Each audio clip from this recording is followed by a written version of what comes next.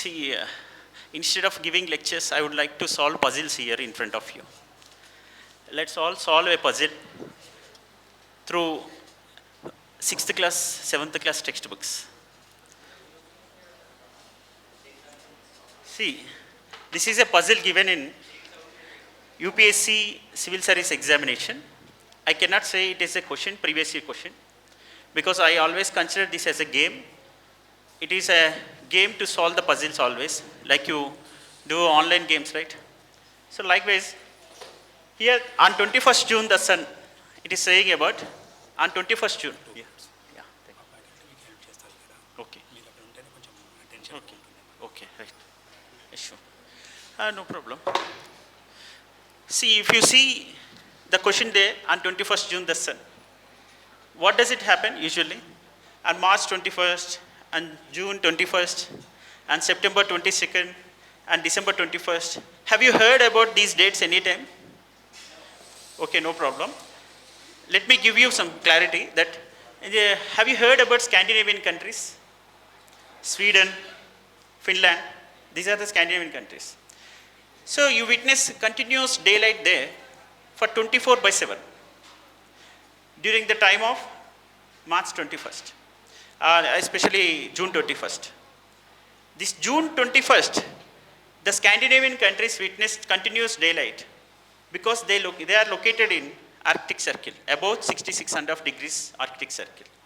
So, let me solve this puzzle not by using extremely master science related intellectual work, just by using a 6th class NCERT question, means the information given in the 6th class NCERT in the first chapter.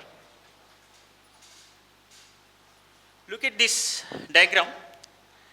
The diagram is about the northern hemisphere. Just please look at this northern hemisphere part. Here, exactly in the center, the core part is the sun, and the earth is revolving around the sun.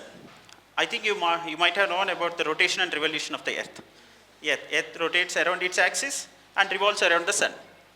And next, when earth is rotating around its, and earth is revolving around the sun, exactly please look at the June 21st date, the 21st June.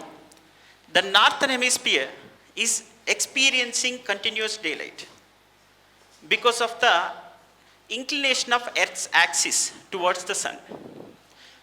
Earth's axis is inclined 23.5 degrees towards the sun. And here the 6th class NCERT picture is showing you that the northern hemisphere is experiencing 24/7 continuous daylight here. You please look at the yellow mark highlighted lines. The North Pole is inclined towards the sun.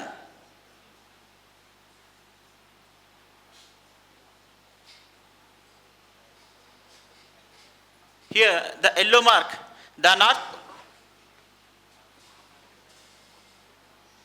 North Pole is inclined towards the sun. The sun, places beyond the Arctic Circle, experience continuous daylight for about 6 months. So, please go to the question number 1. Do you want it?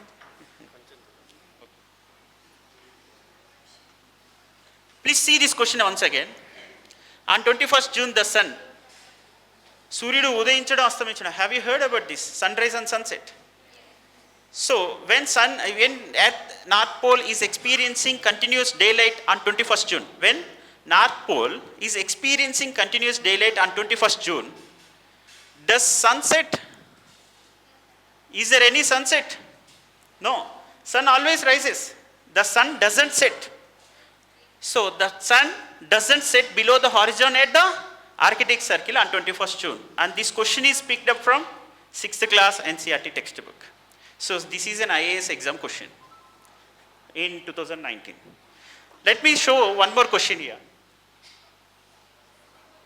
Previously, I have shown you geography question from 6th class NCERT in 2019 set. Okay?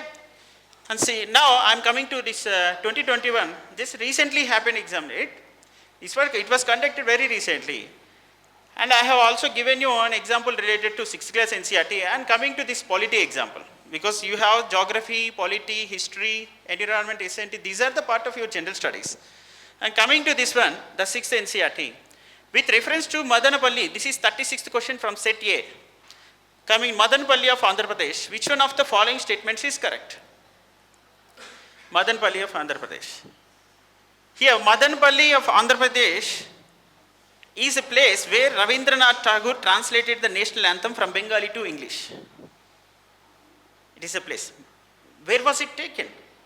The question was taken from Jana Gana Mana was translated. Even the chapter of 6th class NCERT is not yet started at that time.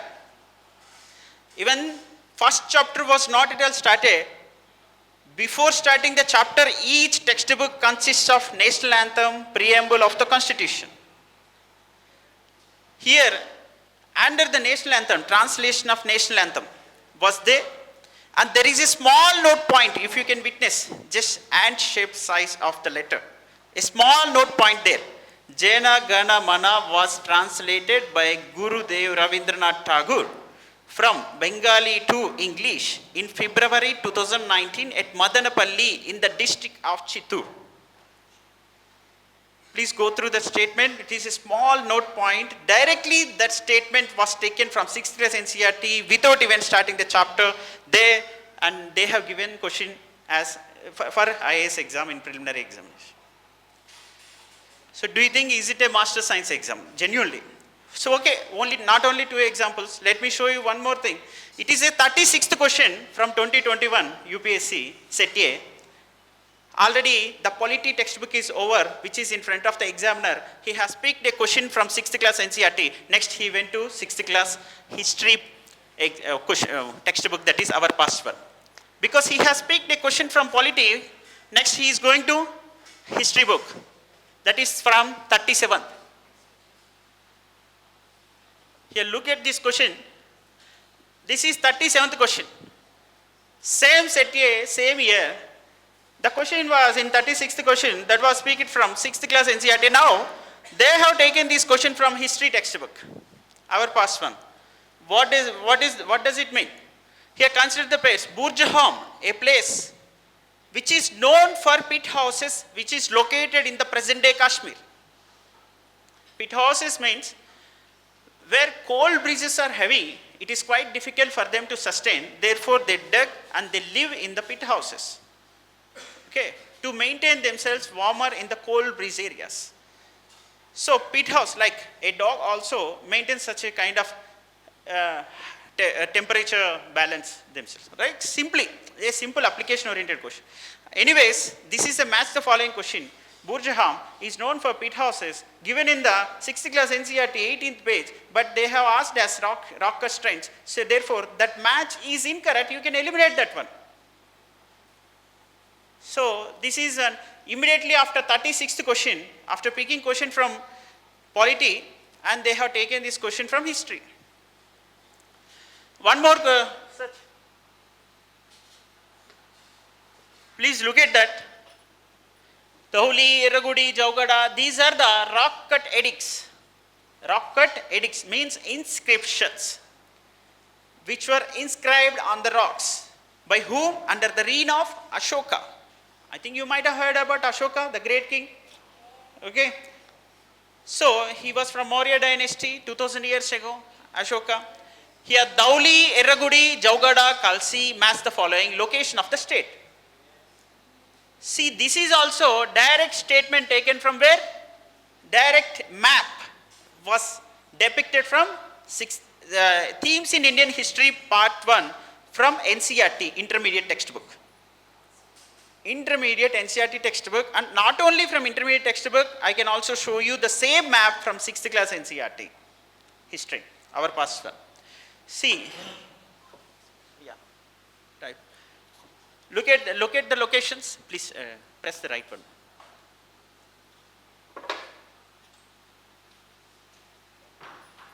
See, Jaugada, Kalsi, that I am highlighting. Please press right one. Yes, Dauli location. Yeah, please stop there. And this is one, right? Eragudi, Dauli, Jaugada, they are located in the 6th class NCERT textbook. This is directly taken from that textbook and they have given it as a question for which exam? IAS exam. as you say, civil service examination. So, what is required here? So we all say that we refer all books. Yeah, you Google and you do WhatsApp and website, everything. You get guidance from everybody from this digital era. But you forget to read. For any government job you are preparing, you forget to read government published books. So this is more important that you need to be thorough with your fundamentals. Kindly read NCERTs from 6 to 12 you to get some basic understanding. Therefore, you can also understand Hindu newspaper very easily. Today's editorial is consisting of conflict zones, especially the issues with respect to Russia-Ukraine conflict and Israel-Hamas tussle. So today's editorial cannot be understood easily by you if you are not thorough with fundamentals. So this is an exam where each candidate should at least read once, apart from your specialization in your domain subjects in your graduation or post-graduation. To become a well-educated person, to understand basic things about finances, accounts, budgeting, stock market, and international issues, political issues, and any national international events, you need to read the basic books and read Hindu analysis every day, which is given in the editorials. That's more than enough. Later, you can become master in your domain subject and in your specialized areas. If you are very fond of civil service examination, if you are ready to accept this challenging job, you can continue this kind of preparation by also doing some extensive reading, by incorporating various standard books which are written by few authors, scholars, very apt to the civil service examination, okay? And not only this one, but also few basic things. I can show you how our puzzle can be solved by doing some kind of R&D, research and development in the content part.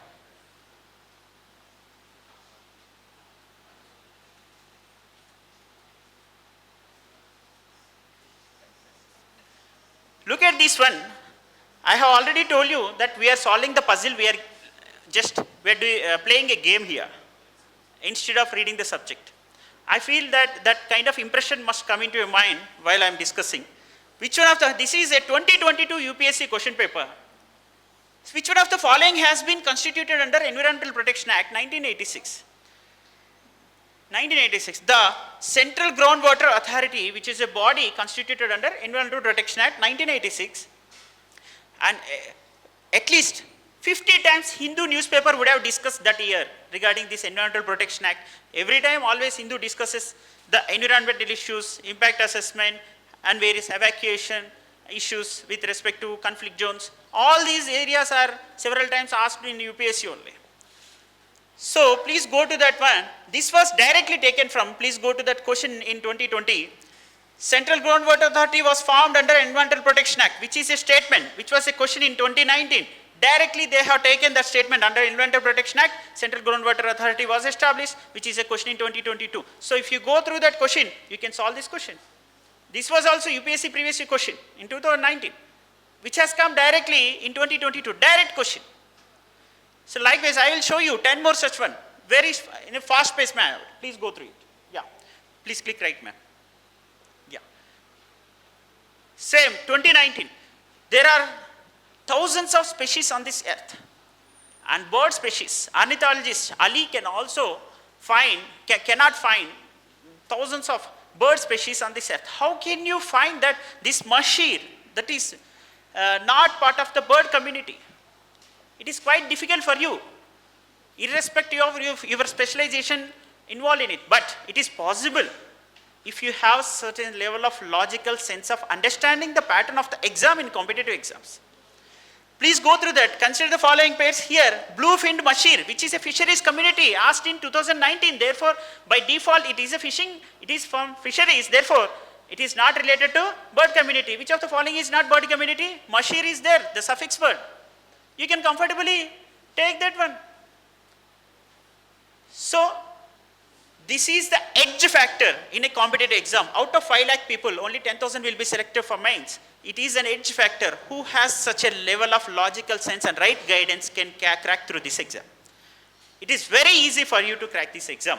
If you have certain level of logical understanding of the demand and requirements of the exam and having a right guidance from mentors and seniors and eminent faculties and eminent rankers. It is quite easy, but you need to have correct understanding. Please. This is also same, Banks Board Bureau. It recommends for the selection of heads for public sector banks, Banks Board Bureau. In 2019, it was a question, but directly it became an answer in 2022. In 2022, the chairman of public sector banks are selected by Banks Board Bureau. A simple question. From 2019 only, I have been showing you, this is second or third question it seems. After groundwater authority and bird species, and next coming to this Banks Board Bureau, madam, please type the right one. Thank you for ma'am, please. Yeah. Under which schedule of the Constitution of India can the transfer of tribal land to private parties for mining be declared null and void? This is a question in 2022. Please type. Yeah. If particular area came under 5th schedule of the Constitution, that should not be sold to private parties because it is confined to whom? Tribal people. So the land belongs to tribal people for their livelihood. They should not sell it to outside persons. If an area has come into the picture that is declared as 5th schedule area, that is a basic understanding, okay? Just you can read Constitution later, but this is a fundamental understanding at this stage for you. So that question was directly, it would prevent the transfer of land to private parties. A question was 2019 and 2022 it was asked, which of the following area, if area comes under the 5th schedule domain, okay, it cannot be transferred. That question was asked in 2022. So here the answer statement became the question in 2022 and the question statement in 2019 became the answer in 2022. Just it was reversed. Just it was reversed. So you are getting one third negative marking if you commit any mistake in the competitive exam and 2 marks for one question. So these 2 marks can change your fate. One small mistake can definitely again change your entire history. The 1 year energy will also be wasted.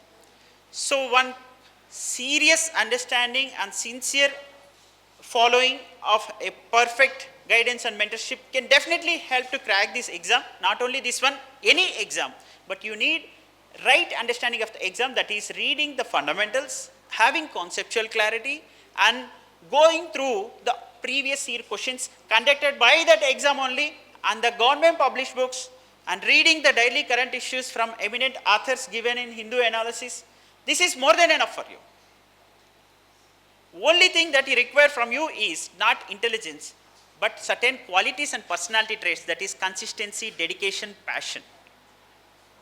If you are consistent, highly dedicated and passionate about clearing any competitive exam, especially IAS exam, it is not difficult task. Only to sustain your motivation and inspiring personality and nurturing yourself, that is more important. Okay.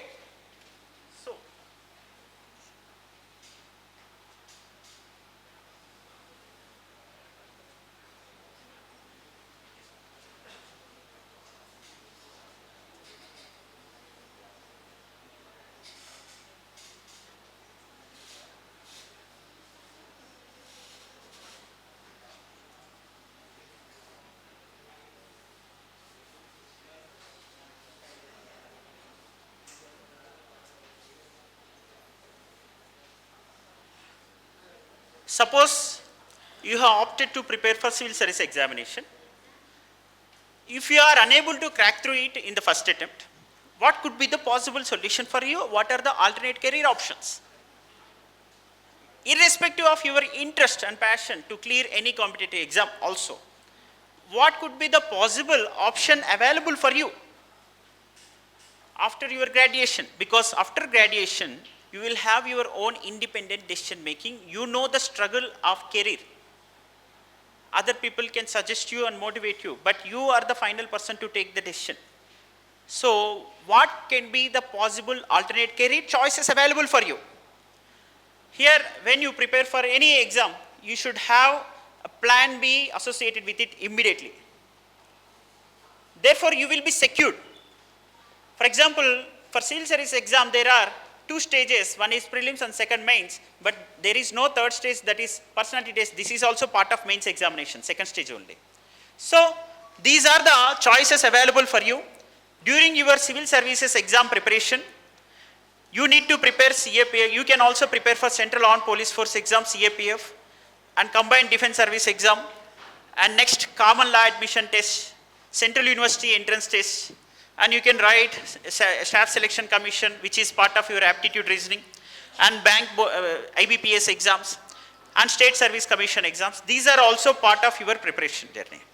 So I hope this session would have definitely helped you. These are the alternate career choices if you have chosen or opted to become an administrator or in any sector, if you want to lead any industry.